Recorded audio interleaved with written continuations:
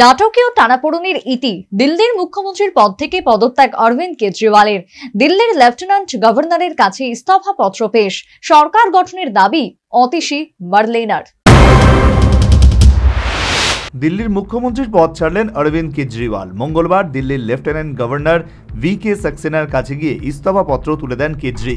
মুখ্যমন্ত্রী পদপ্রার্থী অতীশী নতুন করে সরকার গঠনের দাবি জানিয়েছেন।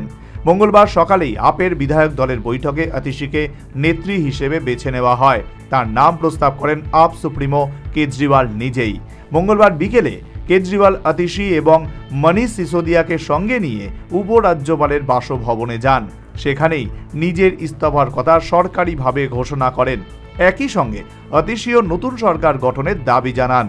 যতটুকু জানা গেছে, আগামী 26 অথবা 27 সেপ্টেম্বর দিল্লি বিধানসভার বিশেষ অধিবেশন চলাকালীন শপথ নেবেন অতীশী। তবে মুখ্যমন্ত্রীর পদে অতীশীর মেয়াদ বেশি দিনের নয়। আগামী বছর ফেব্রুয়ারিতেই দিল্লিতে ভোট হওয়ার কথা। কেজরিওয়াল নিজে অবশ্য নভেম্বরেই দিল্লিতে ভোট চান। আপ পুনরায় নির্বাচিত হলে যে কেজরিওয়ালই ফের কুর্সিতে বসবেন সেটা দলের তরফেও স্পষ্ট করে দেওয়া হয়েছে। এদিন অতীশী নিজেও দিল্লিবাসীর কাছে কেজরিওয়ালকে ফের মুখ্যমন্ত্রী করার আর্জি জানিয়েছেন। রাজনীতিবিদ হিসেবে অতীশীর কেরিয়ার খুব বেশি দিনের না হলেও দক্ষতায় তিনি বেশ উজ্জ্বল ছাপ রেখেছেন।